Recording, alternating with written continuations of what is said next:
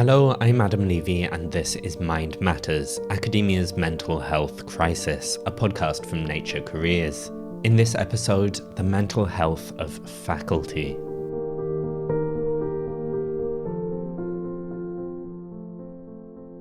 Progressing through academia can be profoundly challenging, and there is a great deal of discussion about the mental health toll this can take on undergraduates, PhD students, and postdocs alike. But often this discussion overlooks faculty.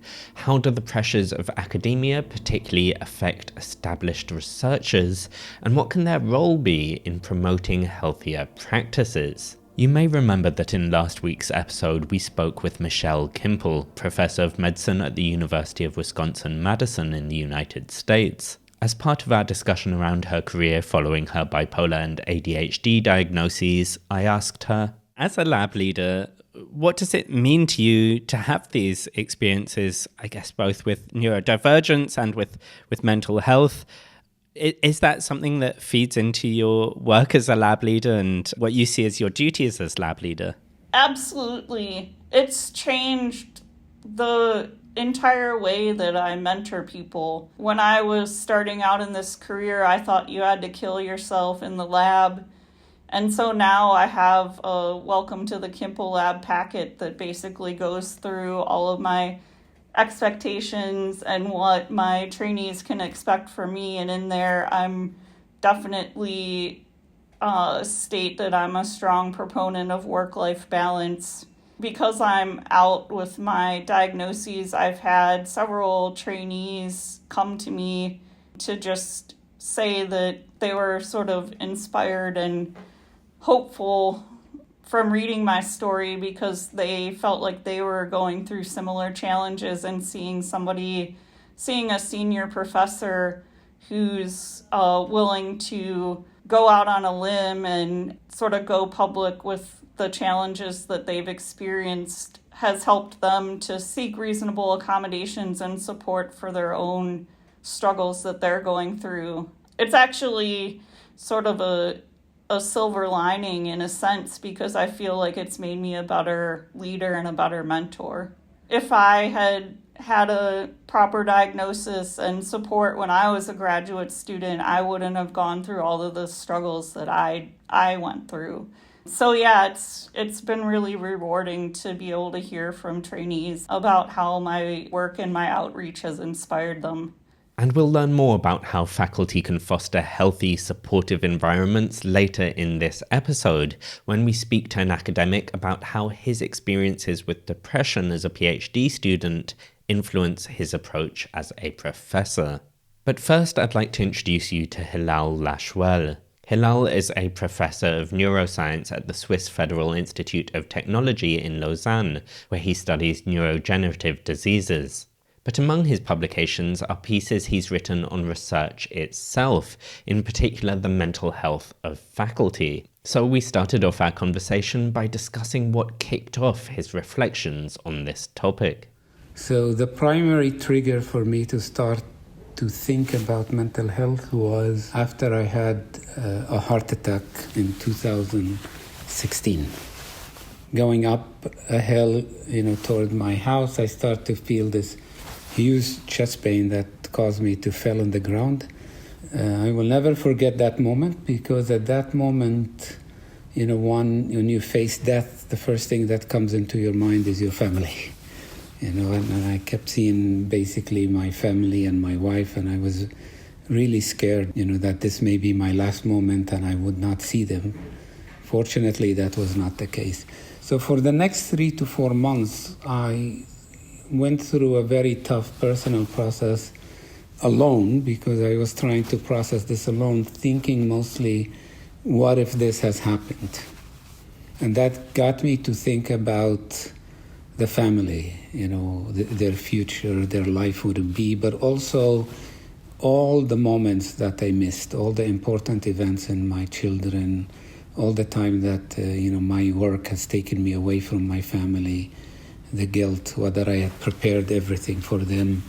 Eventually, that led me to the next phase, which is, starting to think about my work and why did I have to do what I had to do to miss all of those important moments, traveling a lot, spending a lot of time in the office, coming back home, and then keep working on the papers and doing.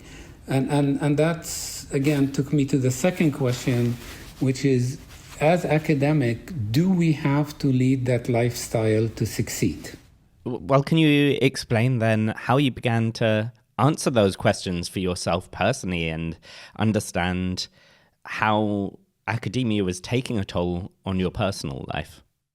So when I started to think about that, I took sort of a journey back to the time I started in academia.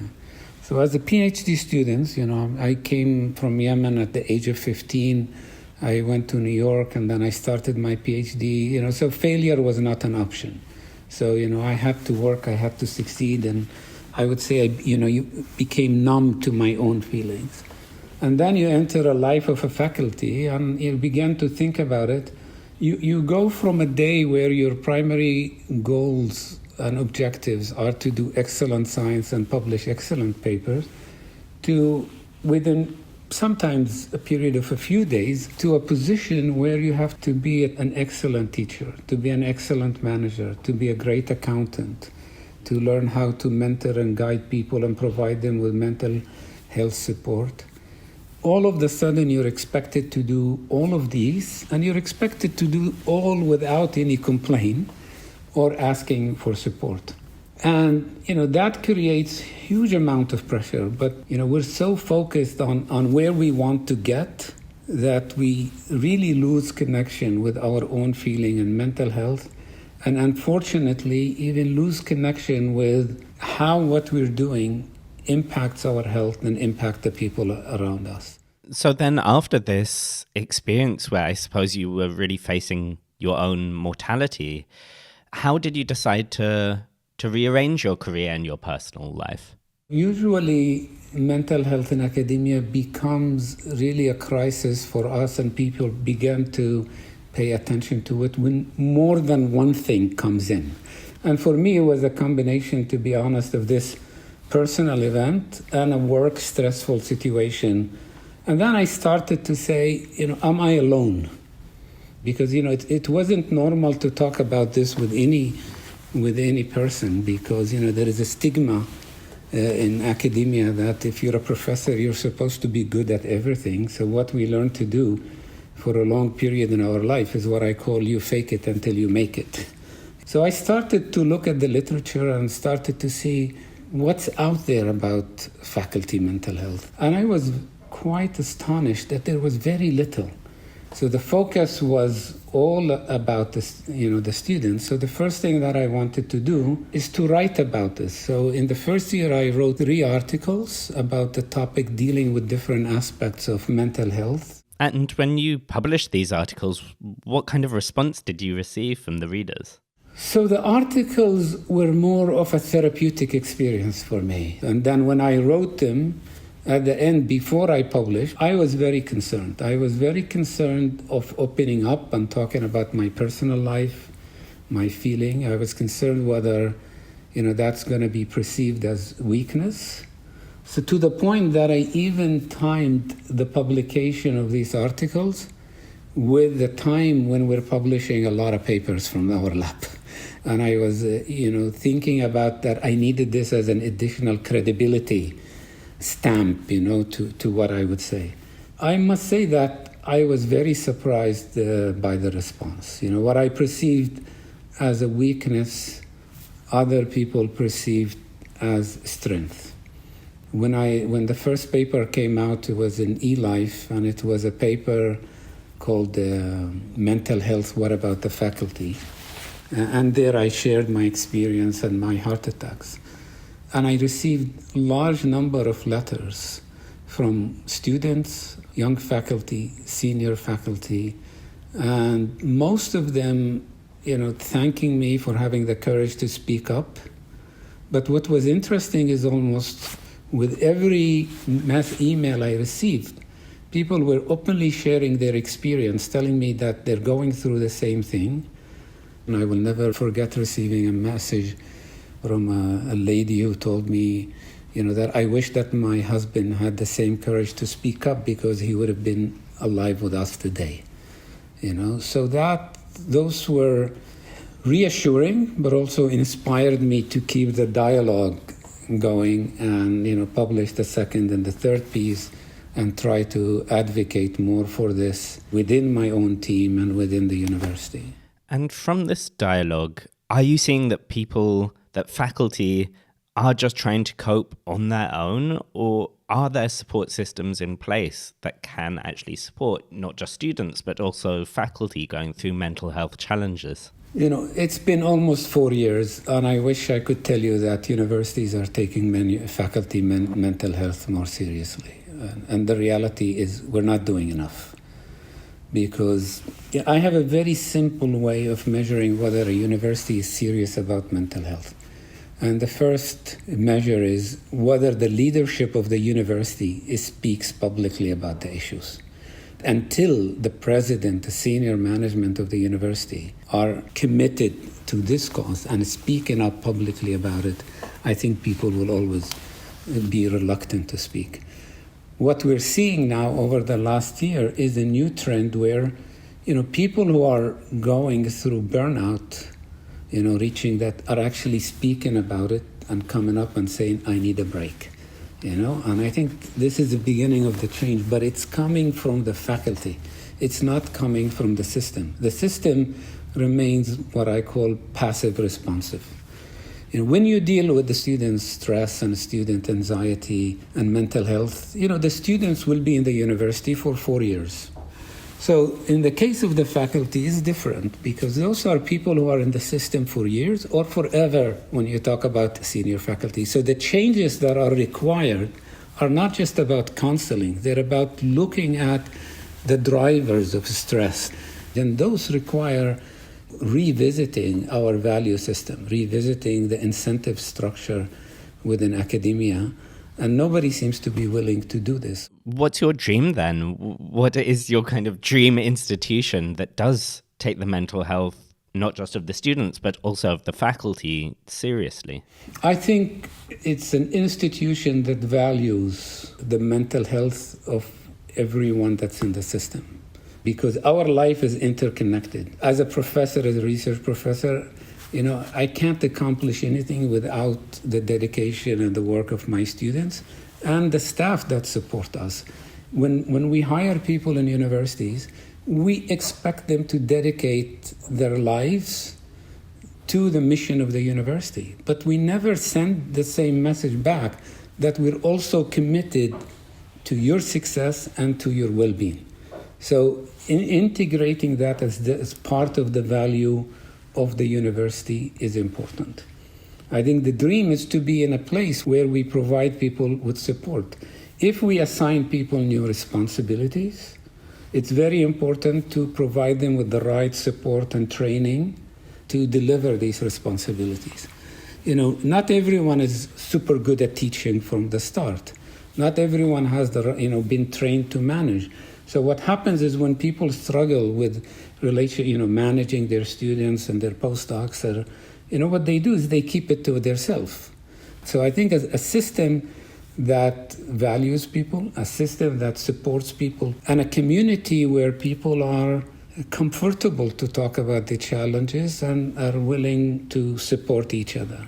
When I had my heart attack, I have the best colleagues in my university at the individual level, but because everyone is so busy that when somebody gets sick, and we're all guilty of this, nobody takes the time to say, I wish you well, but what can we do to help you manage the time during your teaching, your research load during this process? So, a place where we value the mental health of the individual as important to the well-being of, the department of the institution. And I think a place where, people have clarity and expectations. One of the most challenging things in academia for faculty is there is no clarity of expectation of what you would need to succeed. So, new faculty should be supported to receive as much feedback as possible. I would like to see a system where the leadership and the senior faculty take much more of an active role in promoting work-life balance, healthy academic environment where the well-being of everyone is valued and supported. What are the ways now in your own life and in your own lab that you try to practice that and try to shift the priorities? I must tell you that, changing your life after 20 years in academia, it's not something that could happen overnight. I realized the first thing I need to do is I need to cut my lab by half. So I had set that goal. But thinking about doing that was on its own stressful because I kept thinking about how will this impact my career? How will this impact my productivity? And the more I thought about this, the more I came to realize how my life is driven by me managing the expectation of others and not my own expectation and what I want. So the most liberating moment in my life, I think, when I realized that at this point of my career, with everything that I have accomplished, I have nothing to prove to anyone else. And I'm just going to focus on doing science the way I like it, prioritizing my family and my health. So this was the first decision, and I think this was the most liberating moment of my life. And the result is I cut the size of my group by almost 50%, and that gave me much more time to spend with my group and with my own enjoying science, thinking, reflecting. For the first time I was able to write my own papers and my own reviews, just me, reflecting on this, and devote as much time as I can with the family. I think the second thing is I became more comfortable to speak up about my own feelings, to share my own vulnerability, and more attuned and more sensitive to the people around me. The way we talk to people and the way we respond to people actually have a huge impact on people's mental health. If somebody comes into my office to ask a scientific question, it's okay to tell them I'm busy. But if they're coming to talk a personal issue or thing, then I always make the time, change the working environment as much as I can to create an environment where there is a sense of family and people supporting each other. And I think we made quite a lot of progress on that in our lab over the last 5 years. Do you have any advice for other faculty members on how they can approach their careers in a way that prioritizes their mental health and well-being? When you start as a faculty, the most thing we're worried about constantly is, am I going to succeed or not? If I had to do this again, I would just focus on doing what I like and what I'm passionate about and doing it to the best of my ability, but not to be worried so much about the outcome to the point that it would, sort of negatively impact my life or the life of people around me. Very often people ask me, how do you know when it's time to do something about it? And I always tell people it's when you go home and you take your problems with you to the point that they affect your own physiology, your ability to sleep, and they begin to affect how you interact with people. When you reach these points, it's important to pause, reflect, and think what's important in life. And if there is one thing I would advise to do early is not to be afraid to seek support. And not to worry about the stigma, not to worry about what people will say. Because at the end, no one will worry about you more than you, and no one will care about you more than the people you love and the people in your family. And we shouldn't worry. If one goes to academia, does their best, goes 6 years, doesn't get tenure, it should not be a problem. And as a culture in academia, we should not make it stigmatize this. The other advice I would ask is that we need to pay attention to the people around us, to help people when we can. If you're going to be a faculty, it will be important to get some sort of a training in how to manage your own mental health and the mental health of people around you. A little bit more of awareness and education can go a long way in improving our life, the life of people around us, but also equally important, our own happiness and productivity. That was Hilal Lashuel, And we'll be returning to the topic of what we can change, both as individual academics and in academia itself, in episodes towards the end of this series. Next up in this episode, though, I spoke to climate scientist Dave Reay at the University of Edinburgh in the UK. Dave is currently working to understand how we can find our way to net zero emissions fairly. All the best science in the world, all the best kind of technology is useless in terms of tackling climate change if it doesn't work for people. It just won't stick. Back in 2018, Dave penned a piece for Nature discussing his struggles with depression. And at the time, I spoke with him for the Nature podcast, the sibling podcast of the Nature Careers podcast.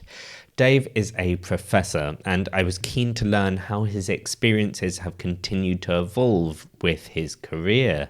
But first I asked, now, looking back earlier in your career, can you describe when you first became aware of issues around your mental health? I started working on climate change in the early 90s, and that's when my mental health was really noticeably suffering. Not particularly at that stage around climate anxiety. It was actually the process of starting working on a PhD. Yeah, that PhD experience, certainly the first half of it, my mental health really suffered from, looking back at it, a whole host of factors, being away from family and friends, like you often are when you take a PhD and you have to move city and you're making new relationships. But I was coming out, I went straight into PhD from undergraduate, from finishing my honours degree, and I was completely unprepared for kind of what to expect, and I put huge expectations on myself actually in terms of how hard I should be working and how well things should be going, and I had no idea at the time that actually in research things go wrong a lot, and that is normal, and so the pressure that I loaded on myself, combined with not having my kind of social structures in place in terms of friends and family close, they really hit me hard in terms of mental health. And can you describe at all what that was actually like when you say it hit you hard in terms of your mental health? It's hard, even all these years later, kind of remembering it, because what I did was I was acutely aware in my own mind that I was failing, and I was embarrassed about that, acutely embarrassed. And so I started closing off the real me. I became this kind of shell who was trying to put across this view to everyone else that I was doing fine. Outwardly, I was doing my work, I was going in. If you could see me outside of the lab, I wasn't eating properly, I wasn't sleeping, and I got into this situation of thinking, well, there's no way out here. I'm failing, but I can't admit it. I saw the only way out as ending it all, which was really bleak. Was there anyone around you who was able to see what you were going through and to intervene in any way? I don't know if they knew how bad it was, but there were a few people around me who were just lovely people. And so they're the ones who saved me at that point. There were people actually who I was working with, particularly one of the technicians, a guy called Paul, who was he probably did see me deteriorating, because you do your best when you're in that situation to put up this brave face, and you get really good at it. It's one of the scary things, I think, is that people who are going through some of really deep depression like that can be really good at hiding it.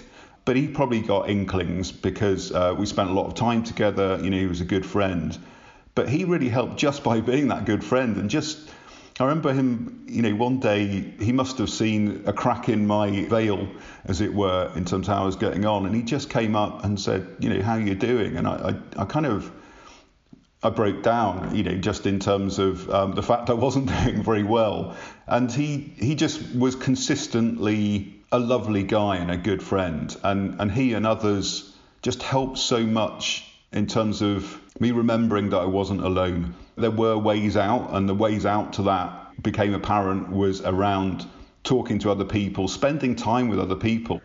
So one of my great regrets in life is I never got the chance to tell Paul how important he was. He died a few years later, quite suddenly, And that was a dark time for all of us. But yeah, he'll always be in my memory as just a beautiful person. And, I think he probably saved my life, to be honest. Did you understand at the time what you were going through? Did you have a name for what you were going through? Part of that kind of almost that split personality or that withdrawal into your mind and putting up that false version of yourself is you put so much effort into that false version of yourself, you begin to believe that bit. You almost stop yourself reflecting on what you're doing and the reality of it. So it took time. I mean, for me, the time I really realised how bad it had been was when I was starting to recover. Halfway through my PhD, I went down to work in the Southern Ocean, and I was on the ship, and there I had the combination of lots of physical work, lots of food, regular meals that you were kind of expected to be at, and I think that was really good just for my kind of brain chemistry as well, probably helped, but also just being surrounded by just fantastic people again.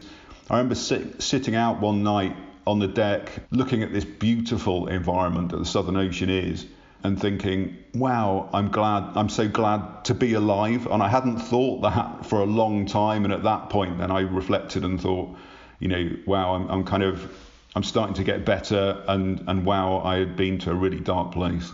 Is that something that you think of as purely in the past, or is mental health something that you think of for yourself and have thought of for yourself throughout your career? Yeah, it's always there as a having been to that dark place. You kind of, for me, I know some of the signs and I know some of the behaviours of myself to watch out for. So taking away from family is a crucial one for me. Family is so important, and so being away from my wife is something that I try and avoid. As an academic, like any job, you do have to spend time away, and the job can be really busy, but getting that better balance. You've spoken quite a bit about, I suppose, the more informal structures that supported you in your own mental health. Have you also sought out support from more formal structures, for example, university wellbeing officers or, therapy of any kind? No, I haven't, and I so wish I had. I mean, I think looking back at how much my own mental health deteriorated when I was a PhD student, I think I could have helped myself a lot more just by reaching out to some professional support. It was part of that self-denial about what was going on. I felt shame, not just about how I felt about the PhD and how my work was going, but shame about my mental health actually, and I felt there was a real stigma around mental health. That was part of, reflecting on it now, part of why I didn't go to seek professional help was admitting that I was ill, but also I was afraid that people would find out, and that kind of stigma. And I think that's, looking back at it, that's where we've come a long way. I think there's some way to go, but if I look at my own students at Edinburgh and my kind of research colleagues, we've got a much better formalised system for that in terms of where to go, but also the kind of the checks and balances. If you haven't seen people or they haven't been interacting for even a fairly limited time, that will be followed up on, and as a supervisor, but the best thing for me, reflecting on it in terms of me being a good supervisor, is having been through that kind of really dark time as a PhD student and knowing kind of some of the factors which led to that isolation, that withdrawal, and not being able to talk with people. And actually now as a supervisor, looking out for that really carefully, but actually every meeting, it not just being about, okay, what's your latest data? Yes, that's part of it, but actually that pastoral side of just going, how are things? It's one of those things which is just nice because we're humans as well as researchers, so that's good. But that gives you an ability to see changes as well, and to allow that space for people to open up, and certainly in my experience over the years, people have, and I'm always so grateful to students and colleagues who do that, and feel safe enough. And for yourself, do you try and be quite open and quite vulnerable as you continued your career from your PhD onwards, but especially now in your role as a supervisor and with people reporting to you? It's odd, I suppose, in terms of the strength I get from being open. I feel more confident in talking about my own battles with mental health to people who are going through it themselves, saying, look, I'm a professor at Edinburgh, but I suffer from mental health issues and suffered really badly, and sharing that on occasion has been, I think, really useful for them to feel, okay, yeah, I can open up with Dave here because he kind of knows some of what's going on with me. Yeah, he's just another guy who's fought these demons as well. So, and that helps me actually be able to do it. And I think it's one of those things which that mutual trust when you're talking to people like that, that shared experience, I think is useful, even if it's just to say, don't make the mistake I did, go and talk to professionals, see how you can kind of get that kind of support as well as the kind of pastoral support that you get from people like me. You and I actually first spoke a few years ago just in relation to a comment piece that you published in Nature, specifically discussing your journey with mental health. That's obviously a very large-scale way of disclosing your journey. That's not kind of the one-on-one conversations we've been speaking about. How was that for you to publish that piece in Nature, and what was the response like? I'm so glad I did that. I suppose that was a sign of being quite a lot better, actually, was being able to put it down in writing. Also the fact that stigma that I talked about being essentially open about mental health issues in academia is less, but it's still there in some quarters, I think. So part of that, writing that article, was to shine a light on how far we had come, and we have come a long way in my view, but there's still work to do. And also the fact that when I was in my early 20s, starting my PhD, and I used to sit and read Nature back then, it would have been quite useful for me to have seen that article and gone, well, this professor, this career that I would like to have at that stage, he went through quite deep depression, and these are the things that in his reflections would have helped him, and maybe that would have helped me if I'd had that article. So I'm really glad I did it. The response, Adam, was it was so lovely. A lot of people wrote just to say they were glad that I'd kind of written it because it did chime with some of the things they were going through or had gone through. So yeah, really glad I did that. Do you have any advice for, I suppose, not just for people who maybe are struggling with their mental health, but the people around them? Do you have any advice for other people in the lab, for things to watch out for, or other lab heads, or even for institutions?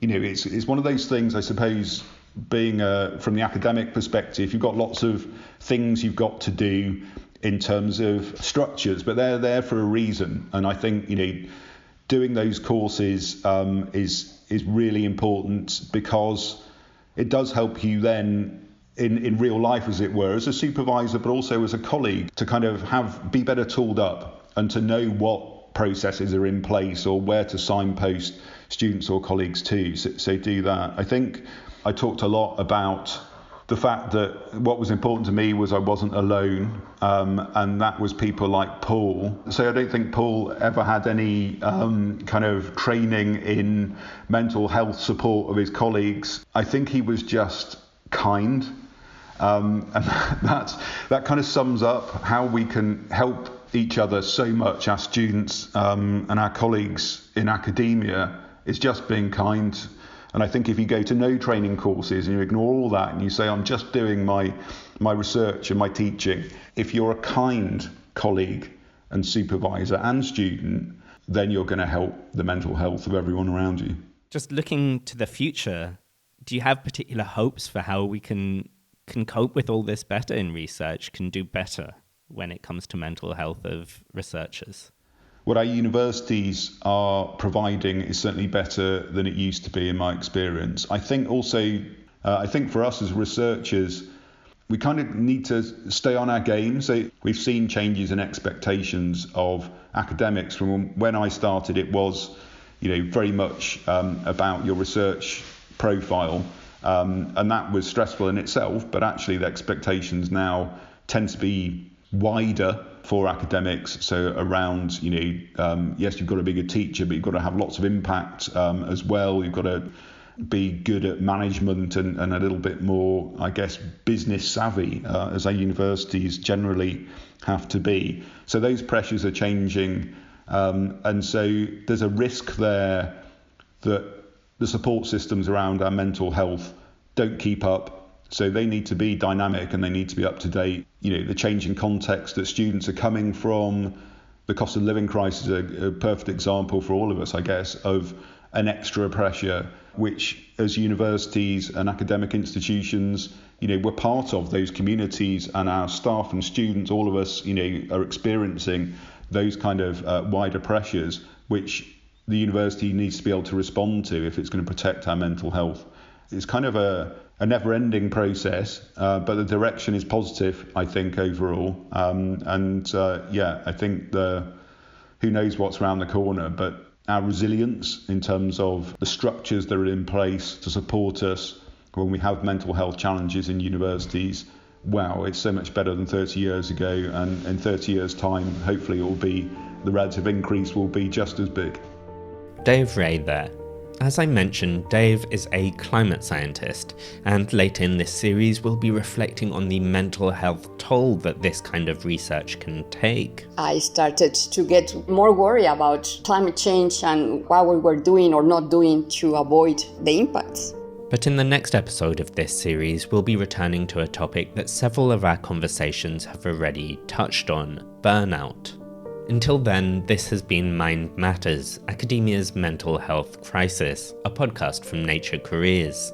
Thanks for listening. I'm Adam Levy.